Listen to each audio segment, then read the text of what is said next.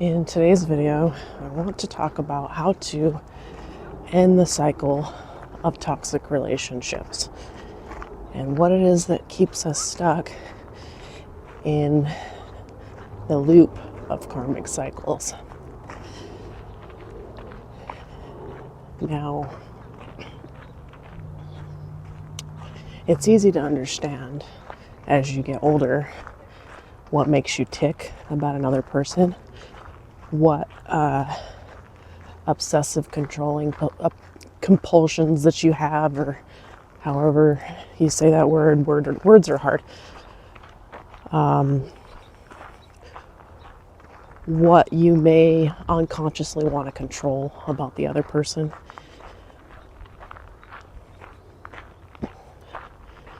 But when you go a little bit deeper, you start to understand that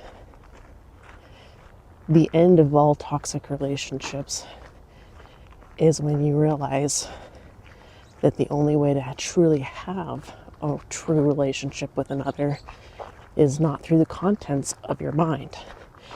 Because your mind creates judgments. It wants to control outcomes. It wants to control the other person. It wants things to go its way.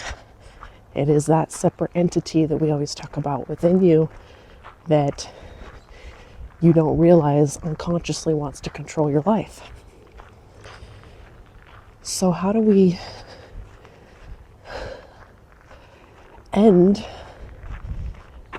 the need to constantly be in control or let our ego guide us? It is in the recognition that your ego does not really exist. It is to be present and stop trying to, first of all, stop trying to have a relationship with anybody, because in doing so, you're attached to your ego again.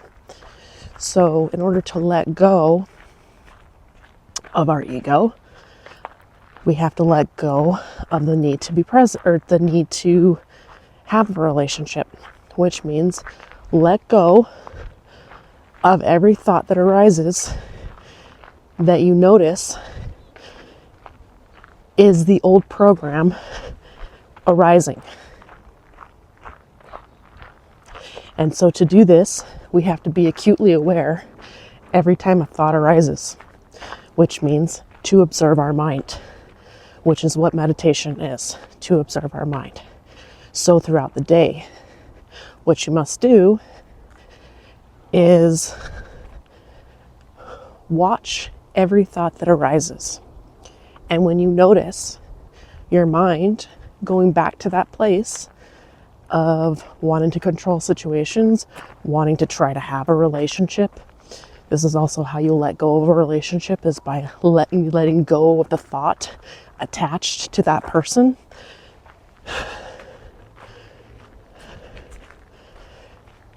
So in scientific terms, this would be called synaptic pruning, where we, over time, change our thought processes, which changes our identity.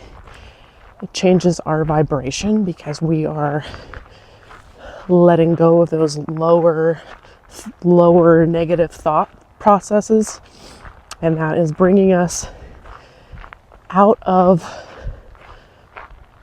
our need to control, because we don't need anything.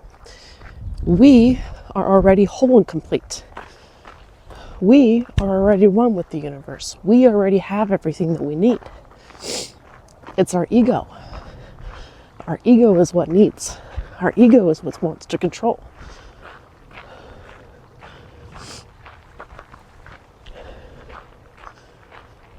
If you notice over time, say it's somebody that you want to let go of and you want to stop thinking about. If you notice over time that you gradually stop thinking about them, or maybe you're not thinking about them as much, you're doing the work correctly. You're bringing yourself back inside of yourself, into your body.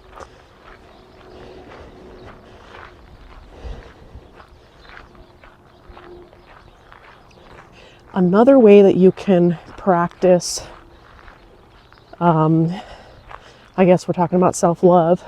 The other way you can start practicing self-love is to recognize that you are already loved. You don't need someone outside of you to make you feel whole and complete. And when you recognize so acutely every single thought that arises, you will notice that you don't really know that. You don't really know that you're already one with the universe. You don't really know that love comes from the inside. And therefore, you're creating separation. You are creating more lack. And what do people talk about in the spiritual community? When you lack, you are pushing further away. When you need, it means that you don't already have it. But when you let go and recognize that love is within you first, you can then attract it. But in order to do that, sorry, my tripod's a little shaky. In order to do that, we first have to do the real work of letting go of our mind, which ends all toxic relationships.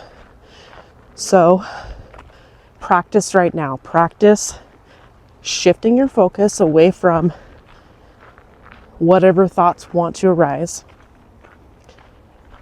throughout the day. Every second that you notice it, you bring it back into the present moment again and again and again. And then eventually you'll get to a point of letting go. Now, I know you must be thinking, that's all great in theory, but it's like I practice it. But then what happens when something happens throughout the day that triggers me? Well, what I have to say to that is you can respond to challenges in your life, situations in your life, without creating a story. And it doesn't mean you have to let people walk all over you.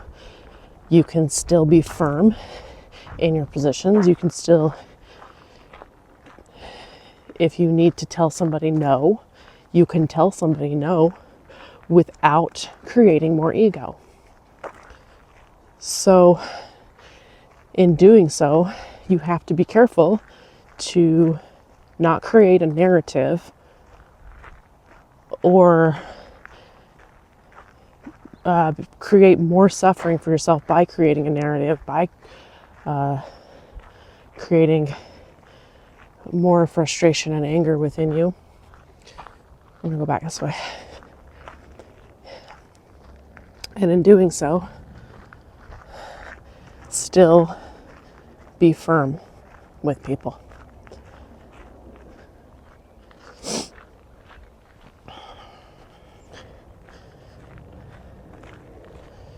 So if that part of the concept is hard to understand, just try shifting your focus back to the present moment whenever it wants to go back to that place and see if it helps. And hopefully this video will help you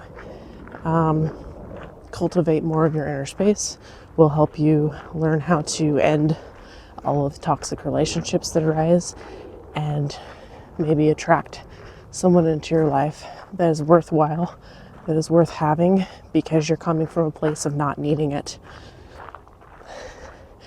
All right, that's all I got for today. I hope you guys like this vid.